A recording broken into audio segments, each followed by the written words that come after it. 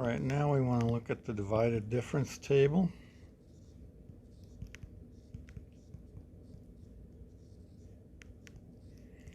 And this is a very nice calculation tool for the Newton form.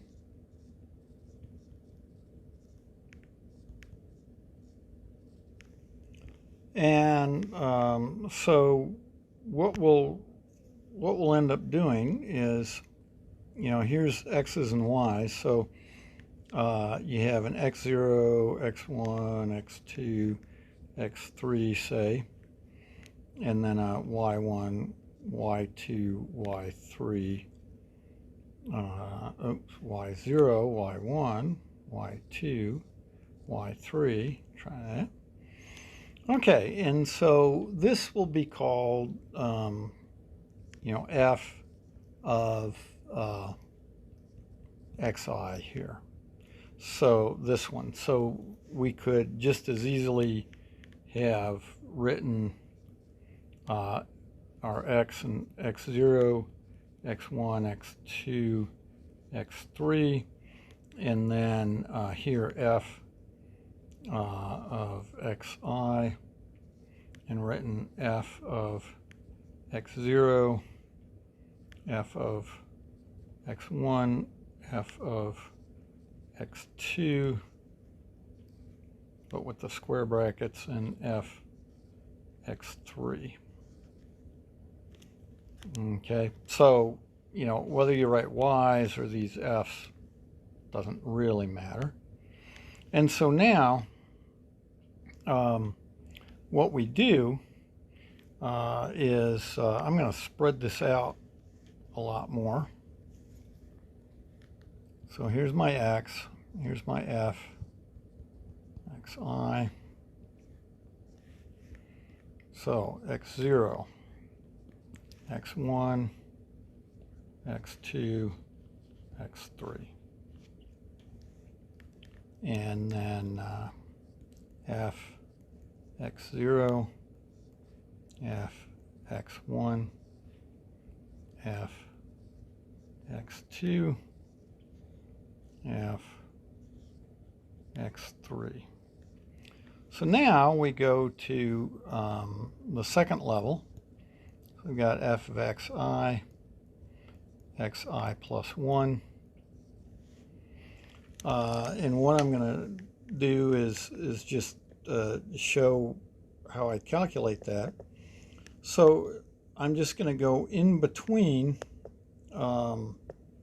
these two pieces here, and I've got my f at x0, x1 is equal to, and the reason this is called a divided difference, I'm doing a difference,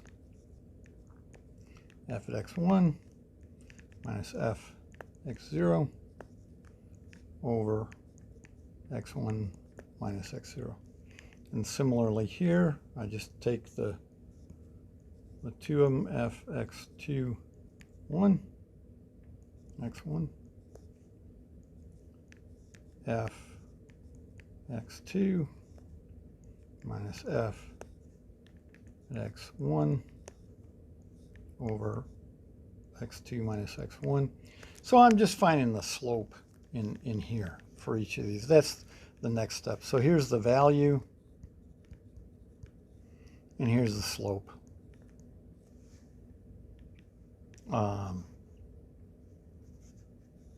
So f x3, x2, and f at x2, x3 minus f x2 over x2 minus, or x3 minus x2. So again, it's just the slope in there. Okay, that's all that calculation is. Now, so I've got these calculations. I'm going to rewrite this thing.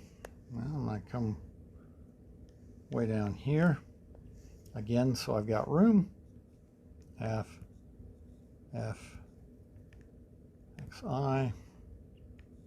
f xi xi plus 1, and then f xi plus 1, xi plus 2. Well, again, this is just x0, x1, x2, x3. And now in this case, what I'm going to do is I'm going to actually write the y's. So y0, y1, y2, y3. It's just a lot quicker. And so here again, we did the slope. So we took y1 minus y0 over x1 minus x0. And y2 minus y1 over x2 minus x1. And y3 minus y2 over x3 minus x2.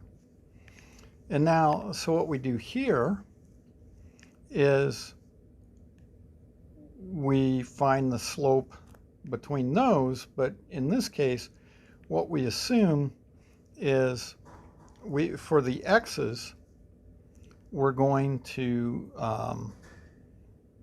then divide by the biggest minus the smallest. So in here, and so this will be at this level. This is the way I like to do it, is I like to leave enough room that, see, that goes there. Oops, there. And then these will create, whoops, something out at this level. And so we have our y2 minus y1 over x2 minus x1 minus y1 minus y0 over x1 minus x0, and then we divide that whole thing by x2 minus x1, x0.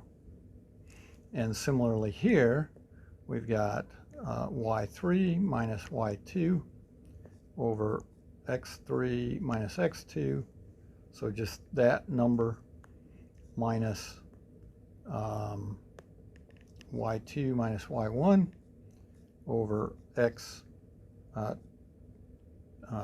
minus x1, but then all divided by x3 minus x1.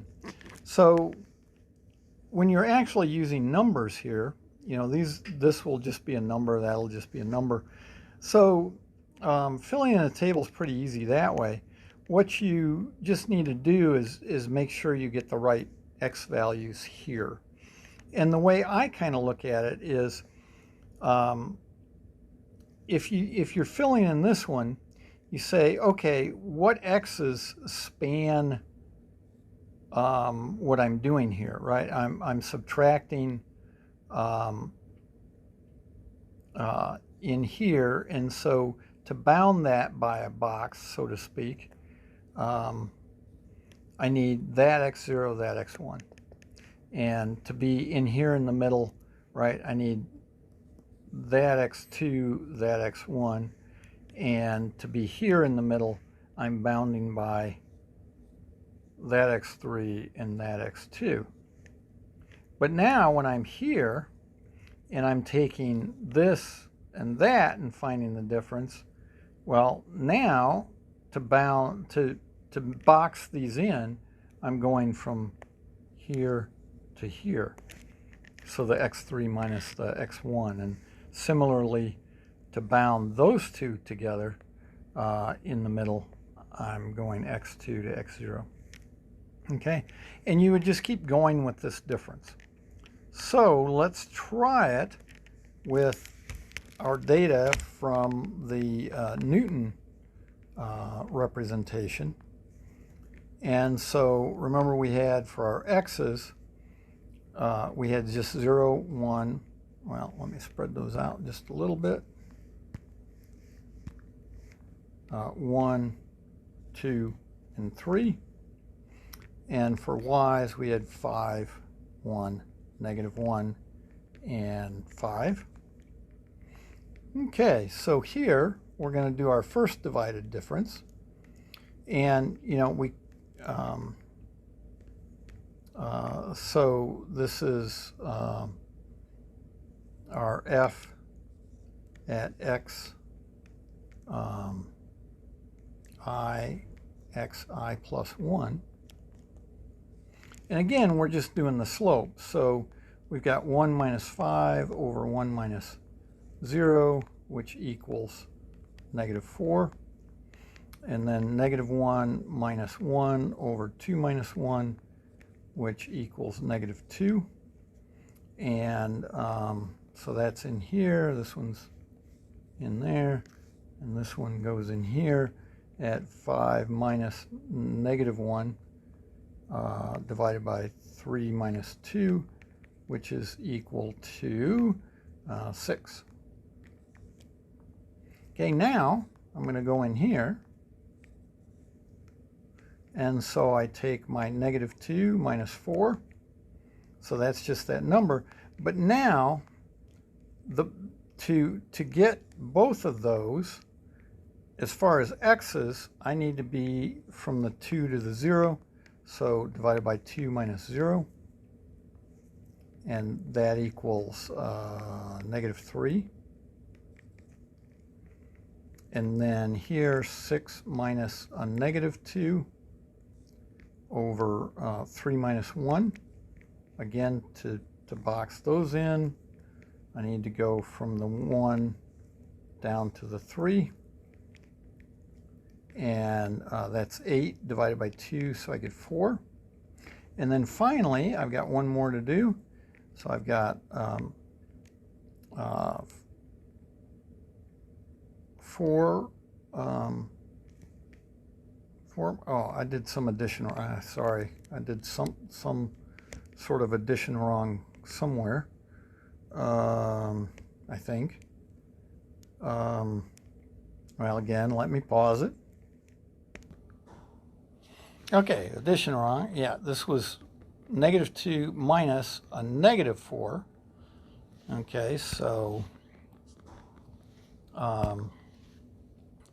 that's 4 minus 2 is 2, so we get 1. Now we do this and we get 4 minus 1, but now this is divided by, well, to get these all in, I'm between 3 and 0. So 3 minus 0, and that's 1.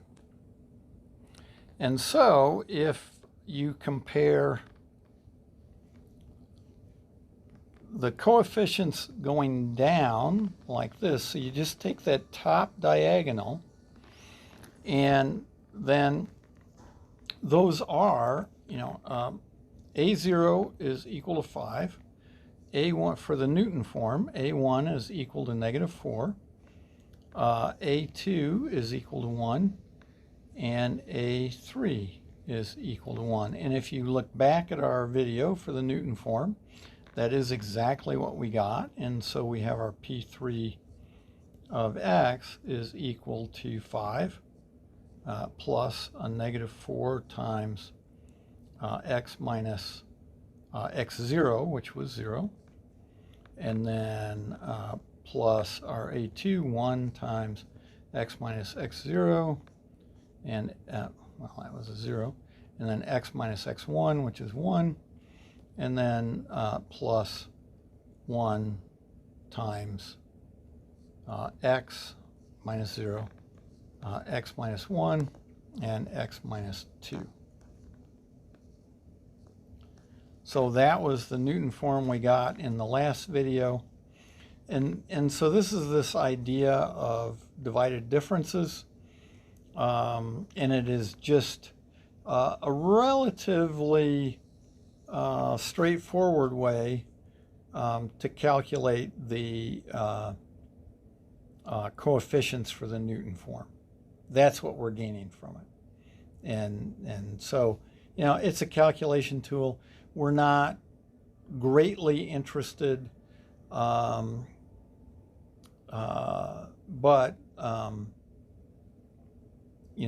they do, it has its advantages.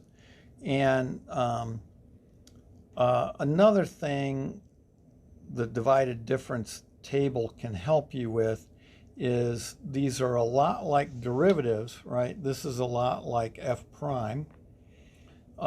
This is a lot like f double prime, and this is a lot like f triple prime. Okay, they're not the actual derivatives, okay, because I know for this cubic, if a3 is 1, then the third derivative is 3. Okay, so they're not the actual derivatives, so they're similar to them. Okay, they have something in common. And so the other place a divided difference table could work well is that suppose I have, well, actually, let me stop this video since it's gone on long enough, and I'll make another video for another use for the divided difference table.